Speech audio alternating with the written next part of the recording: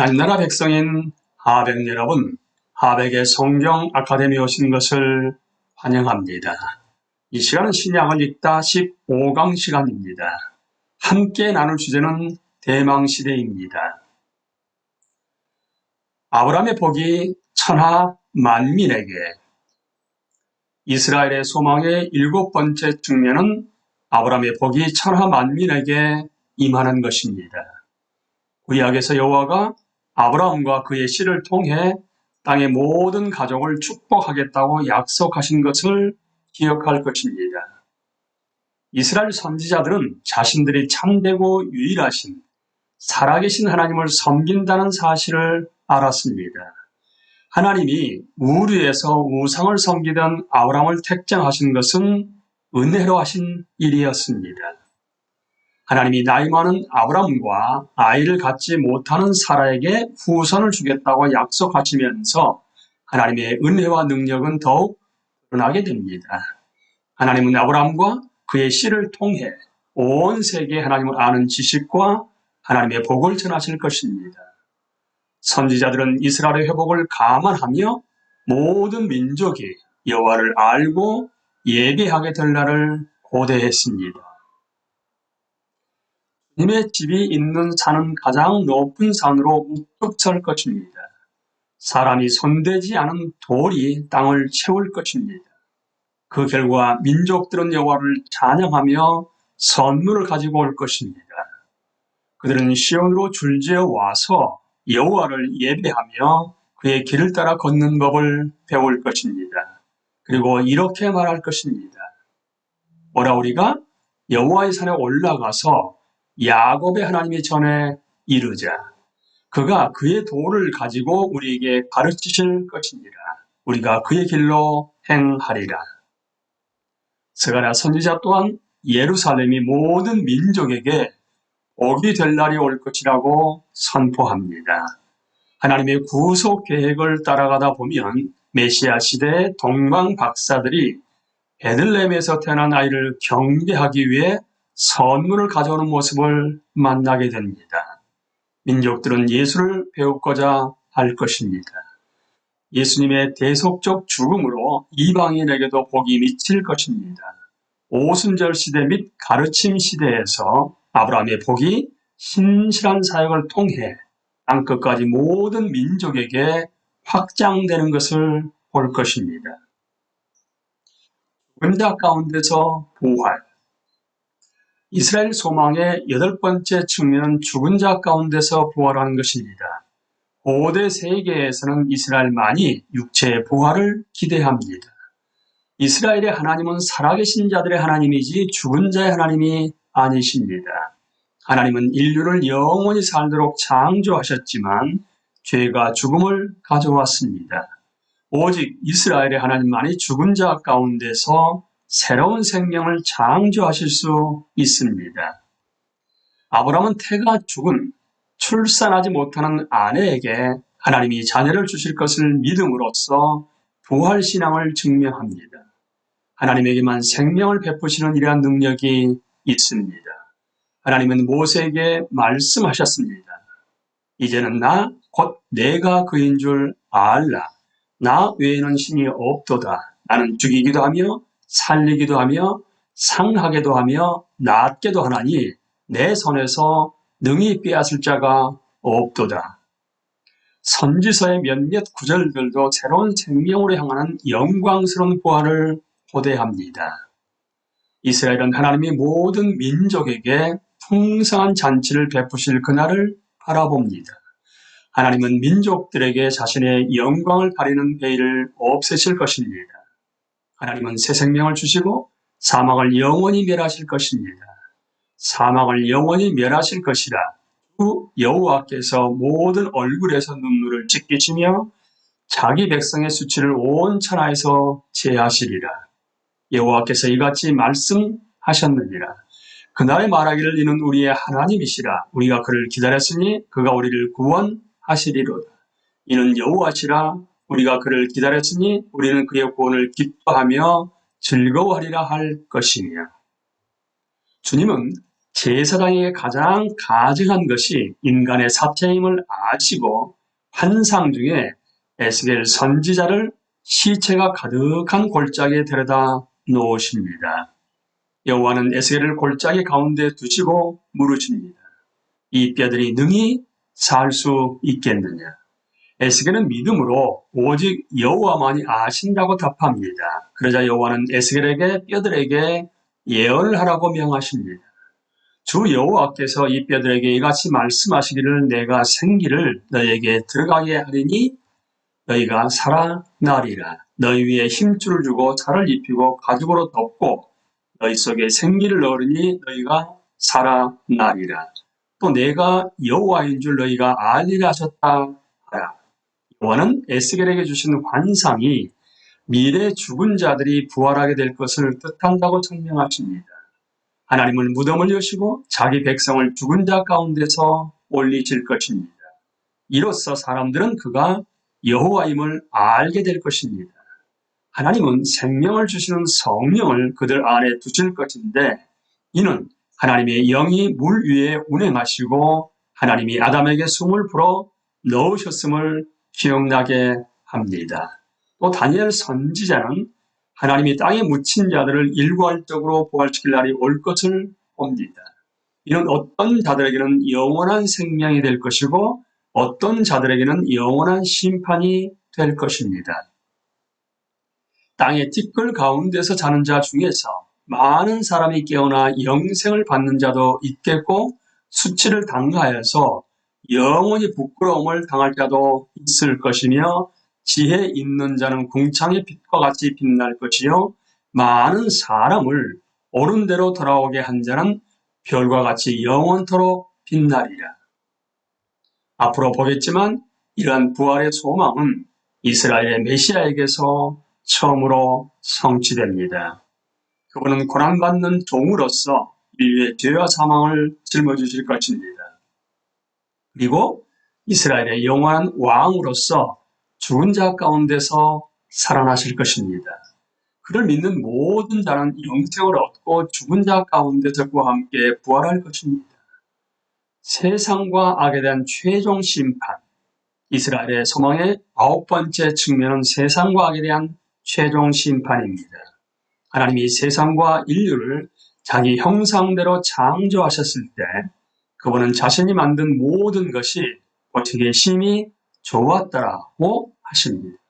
하지만 뱀의 속임수로 죄가 세상에 들어오면서 마치 금이 간 거울처럼 하나님의 형상은 왜곡되고 말았습니다.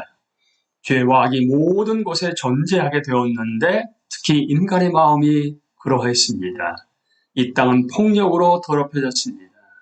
하나님은 악의 공의로운 심판을 내리겠다고 선포하십니다.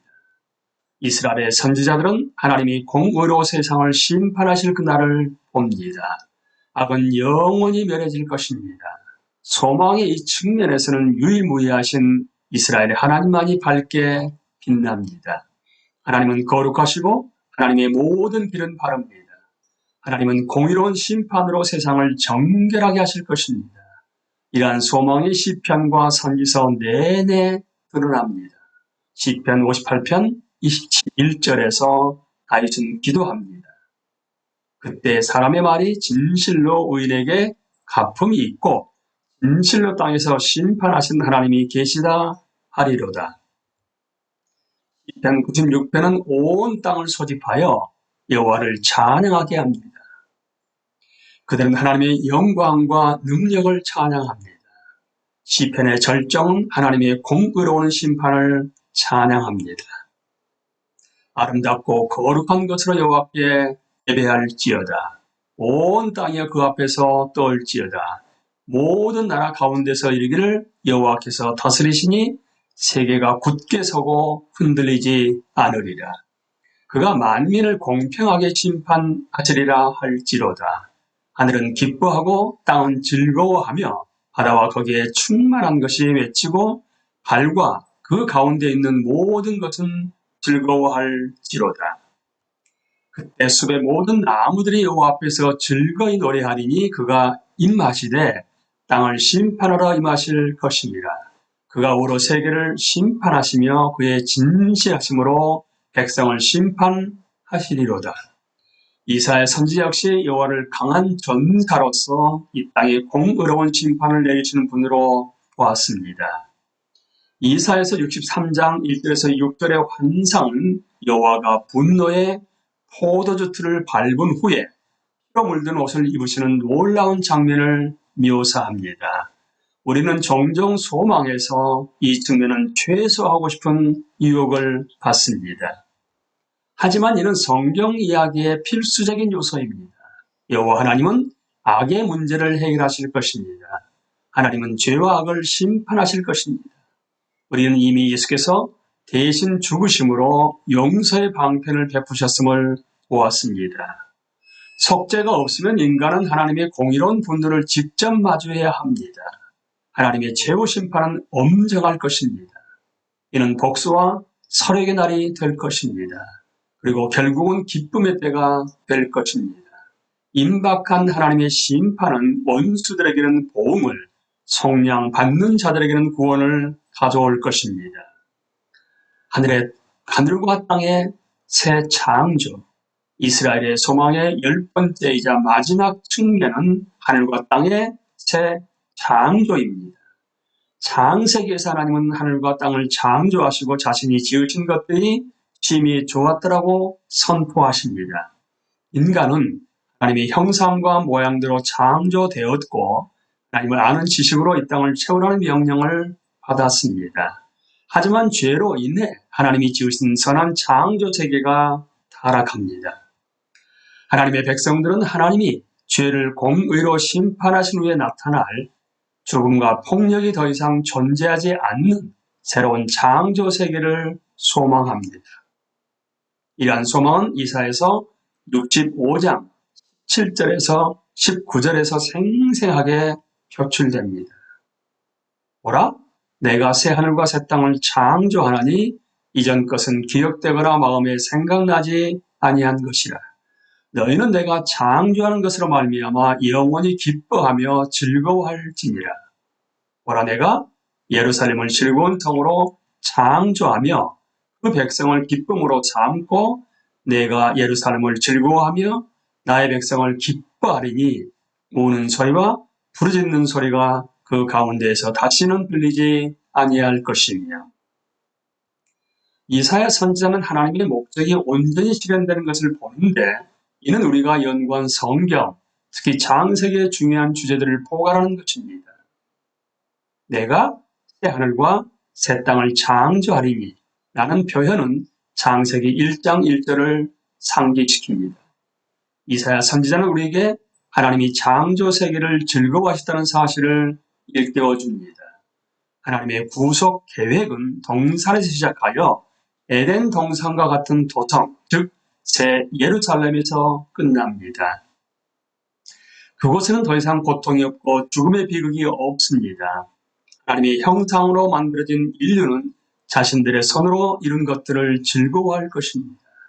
창세기 3장의 저주는 깨어집니다. 하나님의 백성들은 하나님과 친밀한 교제를 누리며 하나님의 음성을 듣습니다. 동물들도 화목하게 되는데 이는 모든 생명이 새롭게 되었음을 시작으로 묘사한 것입니다. 새하늘과 새 땅은 구속받은 모든 자가 예배드리는 성전으로 지속될 것입니다. 이스라엘의 소망은 현실에서 유리된 개인적 영적 상태를 기대하는 것이 아닙니다. 이는 모든 나라가 모여 우리의 창조주, 구속주, 구주가 되시는 전능하신 여호와 하나님을 영원히 찬양하며 의미 있는 삶을 살아가게 된다는 포괄적인 신상입니다. 이스라엘의 소망은 바로 이곳 우리를 인도하며 이는 예수 그리스도 안에서 성취된 것입니다. 대망 시대를 마무리하면서 잠시 멈춰 여호와께서 자신의 메시아를 드러내시기 위해 역사의 단계를 준비하시고 인류의 마음을 예비하게 하신 방법에 경외감을 표해야 합니다. 신구약 중간시대 내내 하나님은 오실 왕에 대한 기대감을 조성하십니다. 하나님은 세상의 여러 왕국이 흥망성쇠를 거듭하는 동안 자기 백성을 보존하시고 보호하십니다. 하나님은 민족들의 관심을 하나님의 말씀에 그 관심을 돌리게 하십니다. 또한 자기 백성들에게는 임박한 구원의 날을 간절히 기대하며 성경을 탐구하게 하십니다. 이제 하나님 나라가 임할 것입니다. 인자가 드러날 것입니다. 다윗의 자손이 왕자에 앉을 것입니다. 죄가 속해질 것입니다. 새 언약이 체결될 것입니다. 성령을 모든 인류에게 부어주실 것입니다. 아브라함의 복이 모든 민족에게 미칠 것입니다. 죽은 자들이 살아날 것입니다. 악이 심판받을 것입니다. 하나님의 의가 거하는 새하늘과 새 땅을 창조하실 것입니다. 이스라엘의 소망은 오실 왕, 다윗의 자손, 아브라함의 씨에 우리의 관심을 집중시킵니다. 그리고 그분이 오시면 모든 것을 바뀔 것입니다. 대망시대가 저물어가는 순간, 이제 구속 역사의 다음 움직임은 메시아 시대일 수밖에 없습니다. 때가 찬 것입니다. 강의를 마치겠습니다. 감사합니다.